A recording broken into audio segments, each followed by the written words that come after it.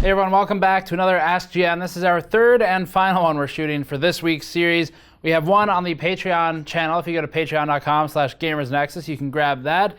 And then one on the main channel either before or after this one. So as always, leave your questions in the comment section below for next time. And for this one, we have a couple of questions about very specific thermal questions actually on SSDs or Optane specifically. I have questions about liquid metal testing and performance between Coollabs, Condutivity, and others. And then we've got a couple of others in here as well, like a question about the Evolv ATX. Before that, this video is brought to you by Lian Li's LANCOL 1 case. The LANCOL 1 uses a mix of aluminum and steel to create a unique front bezel design that still manages to allow air through the artistically cut panel. Fan mounting options are everywhere in the case, and ease of installation features that make the case trivial for building a system. The LANCOL 1 is competitively priced while still being constructed with high quality materials and a sturdy chassis. Learn more at the link in the description below. Just before getting started, as always, our store has been recently pretty fully restocked. The full logo shirts are on the store now, store.gamersnexus.net for those. And we also have the mod mats available on back order. Keychains are still there if you're interested in the GN keychains. They're a pretty affordable item. And then we have our video card anatomy posters. That's actually one of my favorite things we have right now just because it's a really cool and useful design. So if you're interested in that stuff, it's on store.gamersnexus.net. The glasses will be coming in again the next couple weeks. First question. CazadorDeWulf says, why isn't this color corrected? I don't know what you're talking about.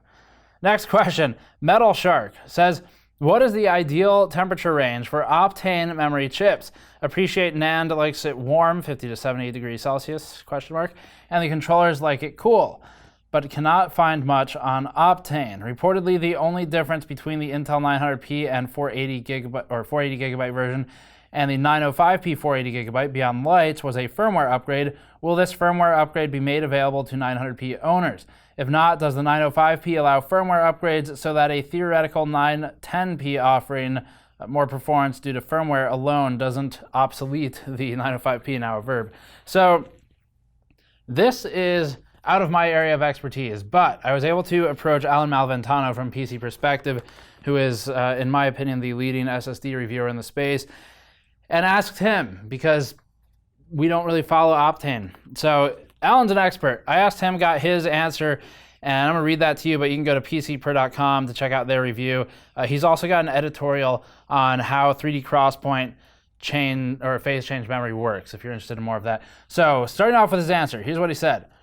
Flash cells are written more easily at higher temperatures because the electrons can more easily pass through the insulating material, resulting in less wear. 3D crosspoint works in a completely different manner, passing current through a very small 20 nanometer phase change material, quickly heating it to 300 degrees Celsius to 650 degrees Celsius. The temperature changes are so rapid and on such a microscopic scale that the temperature of the rest of the die is mostly irrelevant. We can then fall back to the general solid-state component guidance that cooler temperatures result in lower failure rates. It's also worth noting that Optane SSD operating temperatures are rated for 0 to 70 degrees Celsius, while NAND-based products from Intel are rated at 0 to 55 degrees Celsius, so it appears that Optane parts care less about temperature within reason. Limiting the NAND parts to a lower maximum is likely to meet the end-of-life data retention spec of 3 months per JEDEC enterprise specs. Higher temperatures equal greater leakage and voltage drift of stored data. Generally speaking, electronic failures are complicated with multiple mechanisms at play. You have some parts that fall closer to the 10 degrees Celsius equals 1/2 rule. Every 10 C increase doubles the failure rate. And you have other parts like flash memory cells that do the opposite. Since the right mechanic involves injecting electrons through an insulator, where you would want to be at those higher temps to help reduce breakdown of the insulator, data stored in 3D crosspoint cells should be relatively immune to temperature until you approach the temperatures required to erase the stored data, greater than 300 degrees Celsius. I wrote an article covering how all of that works, lots of eye candy for B-roll as well. And you can check that article out. We'll link it below, but it's on pcper.com and it's one of Alan's editorials, and hopefully we can show some of the B-roll he's talking about while I'm talking about that. Otherwise, check out the article. Thank you, Alan, very much for contributing, by the way. Next question is from Daniel Imboden, who says, 2 questions. Have you compared different liquid metals? Is it normal for soldered CPUs to lose thermal conductivity over time? And what is the problem? I delitted an old E8500 and applied liquid metal, which got much better OC results, but why? So for the first question, have we compared them? Yes, we have. We've compared Thermal Grizzly Conductinaut with 2 of the Coollabs solutions. I think it's Ultra and Pro are the 2 most prevalent, so we compared those. This is a while ago. It is not something that we've published, but it's something that we did just for internal testing, internal purposes.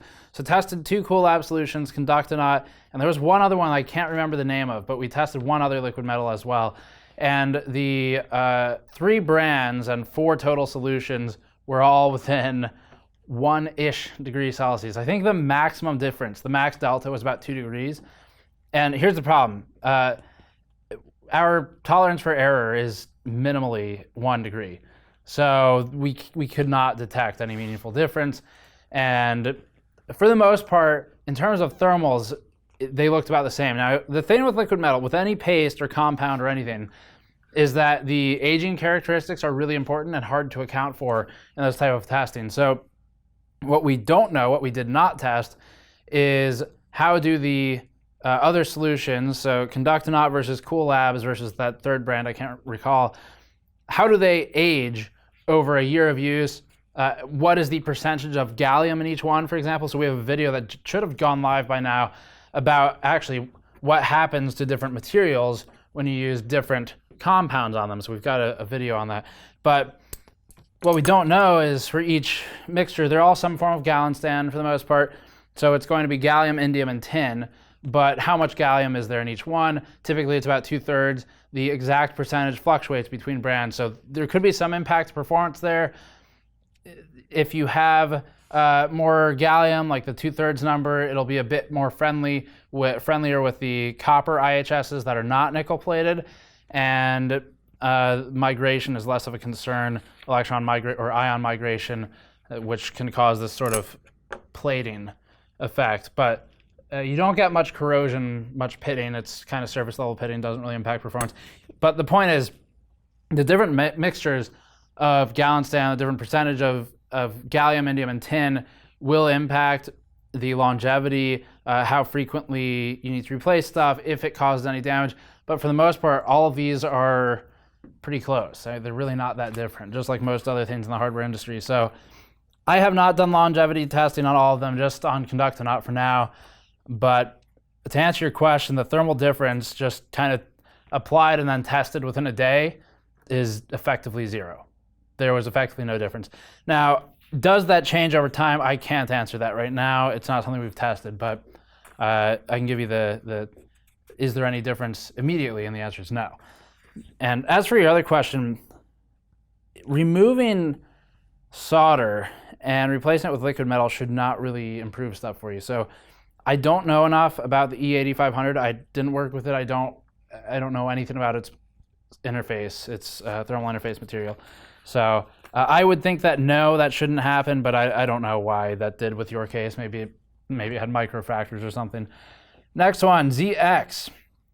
ZX says, as a newcomer to your channel, though I've known of you in the tech space for years, how would you sell your channel to a new viewer? I'm subscribed and looking forward to future content, but how much of your library of content is worth viewing? I don't mean to sound elitist or pretentious, but rather that with the way tech changes and evolves, I wouldn't necessarily need to watch benchmark videos for old cards. So I definitely get what you're saying, and I completely agree with you. It's something that it's kind of interesting. So a bit of a side note, but running the site for 10 years, what I've learned is that I kind of figured out a lot of those problems early on, like the one you're talking about. And then you sort of forget that you figured it out and you rediscover it again when a viewer brings it up, like you just did. So to answer your question, there is definitely still content that's worth viewing. And I'm not going to pitch it to you because I'm not a marketing person, but I'll give you a few examples. Factory tours. If you search the channel for factory tour, they should pretty much all come up. Those are interesting. They don't really age because it's the same idea. Maybe they're making older stuff, but the tools don't change. So factory tours would be very interesting pieces that you might like. Feature pieces are good that can teach you a lot about hardware. So in my mind, when when we brand something as a feature piece, it is basically a very targeted test. So rather than a full review, a feature piece might be when we did Vega 56 and we brought the power limit up to 240% or whatever insane number it was. So that was a fun one. When we did Titan V testing, we did Titan V scalability with two Titan Vs versus one in the one application that supported it. We did Titan V clock scalability. We've done Vega 56 versus 64 clock scalability. We've done BIOS flashing. So anything that's kind of a feature where the data in a year from now, when no one's buying the card that we worked on in that piece, the data is not applicable to your purchasing decisions anymore, but the interaction of how hardware behaves is applicable and will still matter. So that's another, what was another good one we did? We did a lot of stuff with Frontier Edition. So here's a good one. We did Vega Frontier Edition clock matched with Fiji, with the Fury X. So clock for clock, what's the performance delta? Because otherwise they're not too different on the surface of things. And so that's a really interesting one because you can see architecture scalability. And it changes over time as drivers mature, but the underlying idea is we can look at cards in this instance by clock matching them and start to better understand how much of this performance improvement is from architecture versus how much of it is just from driving the clocks up a ton. And so that's really interesting content. The reviews, I agree with you. You don't need to go back and watch our Zotac 1080 Ti review if you're not buying it. I mean, like, the thermal section's maybe a little interesting, but is it teaching you something that will be helpful? Maybe. For the most part, though, you just kind of wait for the one that is relevant to the thing you're buying and watch that instead. So I agree with you. Those aren't necessarily worth watching, but factory tours, feature pieces, we had a series we were calling TLDR that we've kind of done away with the name of, but those videos are interesting. They talk about how stuff works. So we talked about like how air coolers work, and we have custom 3D animations in them. That's really cool. How NAND works is a good video. We did one on how liquid coolers work. That's a really good video with custom animations that we made in-house. Lots of stuff like that, and there's more too, but that's kind of that's what I've got in my head right now. But yeah, hardware news and reviews, probably not the most interesting. Our disappointment build was really fun though. And then like the sort of seminal reviews, like the H500P, it's like a classic, so you gotta watch those. Definitely watch the classics. But yeah, I don't know. I like the question. I'll think more about how we can maybe categorize our content to split aside stuff that's like, hey, I'm new here, but I don't want to dig through a bunch of reviews and news that's a year old. What can I watch? So we'll try and figure something out. Maybe we do a playlist of feature pieces or something. Next one. MajsoSVK says, hi, can you please explain how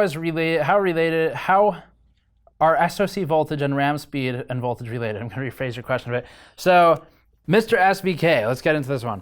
You can think of SOC voltage and SA, or system agent voltage, to memory as CPU voltage is to clocks.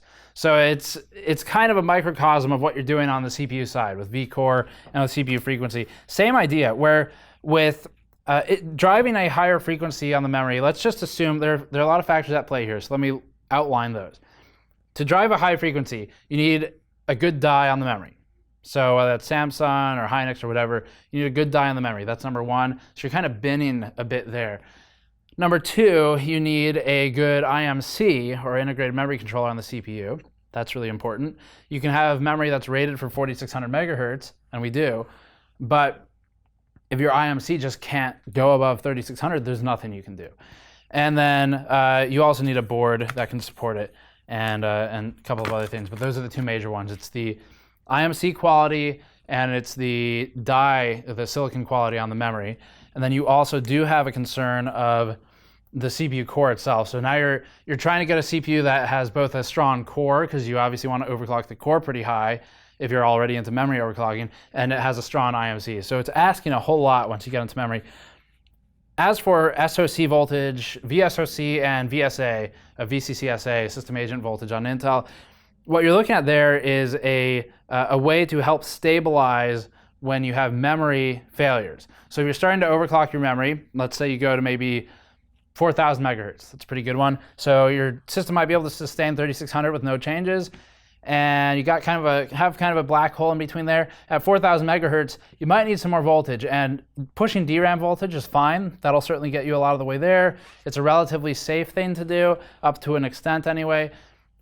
But at some point, the IMC, the integrated memory controller on the CPU, so it's within the die of the CPU on the same substrate and the same die, that IMC is going to have trouble keeping up and will need assistance via voltage to do so. So you're pushing voltage for the memory to get the memory clocks up. And then at some point, if that's not good enough anymore, you have to push voltage to the system agent or SOC so that the CPU can drive its IMC in a way that will support the memory overclock. So hopefully that helps. Quick note here, be really careful when messing with SA, IO, and SOC voltages. They are the easiest way to degrade IMC quality if you aren't careful, if you don't know what you're doing. And I'm not going to go through all the numbers for all the different architectures, but for modern architectures, like let's say desktop parts, you definitely want to be below 1.4 volts on Intel and AMD. For SA or SOC, for SOC, you want to be closer to 1.2 on AMD processors. I think officially Ryzen 2000, I think officially it is 1.3 as a safety now, but I'm not positive. I haven't checked in a while. When Ryzen 1 originally launched, it was recommended to stay at 1.2 volts for VSOC, and I think it's 1.3 now, but double check me, because I don't keep it all in my head, but it's in our content out there somewhere. And then SA, you're looking at closer to like 1.2, 1.3, and if you really don't care about the quality and you're just benchmarking for a short time and you need it, you can do 1.4. We've done it. But if you run it that way for long enough, you will degrade the IMC quality and lose the ability to maintain high frequencies at low voltages. So be very careful about that, and don't just take the numbers I said here as gospel for anything, because it changes for every architecture and I don't keep 100% of it in my head. Go research on overclocking forums and stuff like that too. Next one. RR says, curious about your software setup for your test benches, specifically your Windows setup. Which settings have you changed to minimize variance in your results? How frequently do you allow Windows 10 to update? I ask because this may be useful info for anyone trying to optimize their own systems. So we disable Windows Update, but will update Windows manually for like milestones. We disable Windows Update because it's important for us to know if it updates. Because I've seen it. I've seen systems turn on when I'm just like, I'm facing the other way, the system's been off for 2 days, and I just hear it spin up like there's a ghost in the room. You turn around and Windows updates itself. And so that's a big problem, because yes, we want to keep Windows up to date within reason. We don't need every small security patch. I should say small security patch as in like not Spectre and Meltdown. We'll grab those. But if it's just like a small, some kind of small update, maybe they add more USB device support or more NIC support or something like that. Who cares? Don't need it. It just messes us up. But we need to know when it updates and for what reason. So we manually control it. So we disable Windows Update. You can do it through the Services tab if you don't like it. And like just now, we just rebuilt all of our test benches for CPU and GPU with the move, because we're doing all new content, retesting everything. So now is a good time where we just update it. We install fresh Windows OS, we update it to the newest version, and then we disable update, lock it there, complete the tests for this content. And once this content's done, we can either decide to update that OS, keep it, or blow it all away and do a new image, depending on kind of the quality of the integrity of the image, if it's had any, if it's gotten messy or degraded from all the driver uninstalls, reinstalls. It's important for us to monitor that stuff. But basically, to answer your question, when we are working on a single content piece, we disable all updates so that we don't end up in a scenario where we have half the test data with one version of Windows and then it updates without us knowing overnight or something, and then half the test data with a different version of Windows, because then that interferes with the quality of the data. So yeah, that's all we do. It's all manual. Next one. Thernin says, would removing portions of the top and bottom of the shroud on a GPU help with cooling when the heatsink fins are oriented from motherboard to case, a side panel that is, by giving warm air and easier exit route? So this is actually a great point, in that if you ever want to know which way a video card exhausts, you can kind of grab the card, and this is not the best example because it's a circular heatsink, but you can look down and look at the fins and see how they're oriented. And if they run this way, so it's long ways that way with the gaps in between, then it's the air, when it pushes down through an axial fan, not a radial fan, pushes down from an axial fan, the air will follow the channels. So it's going to go, in that example, it'll go towards the front, it'll go towards the back, not a ton through the top. If it's oriented up and down, like this user is suggesting, it'll go up and down. So to answer your question, yes, removing if the shroud is really covering it, that's poor design, but removing it would certainly help with ensuring that the air gets out where it needs to get out. And it's stuff we've done in the past, but not for a while. How this set's pretty cool. So yeah, if you modify the shroud so that the air can actually follow the channels and escape, like out towards the case panel, then it'll help a bit. It's just how much you'd have to test it. If they fully occlude or obstruct the fins at the edge, then that's just bad design, and yeah, you should modify it. But if it's just kind of like a nameplate and it's taking like a couple millimeters of depth and it's a couple inches long, it's not really going to change anything. You're just mutilating your card for not a whole lot of gain. So it depends on how much it occludes that the finned exit. Next one, Nura says, what happens if you use 2 sticks of RAM with different amounts of storage on it? Congrats on 300,000. Thank you very much. So two different capacities. It'll mess up the timings probably if they're different timings as well. So you'll end up with additive capacity. So if you have 8 and 4, it'll be 12, but which is not exciting. But if the 8 has like CL 15 timings and the 4 has CL something else, 14, 16, then you might want to go in there and manually tweak the timings to make sure they're all roughly the same, because otherwise you can start encountering just blue screens, corruption, stuff like that. It's a good idea to keep the memory timings as close as possible.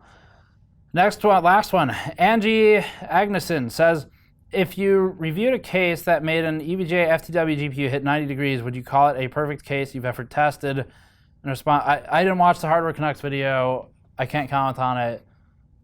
I'm sorry. So I'm not going to comment and can't comment on whatever they did because I haven't seen it.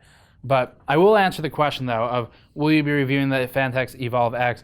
Our plan is to, yes, review it, but we have to buy it, and I don't think it's available for consumers yet. And by the time I heard that it was up for pre-order, all the pre-orders was sold out. And although we tell you not to pre-order hardware, in this instance, it makes sense for us to pre-order it so that we can tell you if you should buy it or not. But I didn't get in time, so we're going to keep an eye out. If any of you out there bought the Evolv X and you're okay with parting with it for about a week, let us know. You can tweet at us. That's probably the easiest way, at GamersNexus. Let us know if you want to loan it out once it comes in. Otherwise, we will be buying one as soon as they are available and testing it and reviewing it. We tried to meet up with Phanteks at Computex this year and last year, and maybe CES one year. Computex the last 2 years, though, and Phanteks was unable to accommodate a meeting with us. They didn't want to, they weren't able to find time to talk to us, I guess. So they didn't send us one, but that's fine. I'll buy one, and we'll see how it does. Just not sure when. So keep your eyes open for that. Subscribe as always. Leave your questions below if you have them. Go to store.gamersnexus.net to pick up one of our mod mats, the shirts, the poster I mentioned. We've got the teardown cubes back there in the corner, and plenty of other stuff on store.gamersnexus.net. You might find something interesting. Otherwise, patreon.com/gamersnexus to grab the bonus episode. Thanks for watching. I'll see you all next time.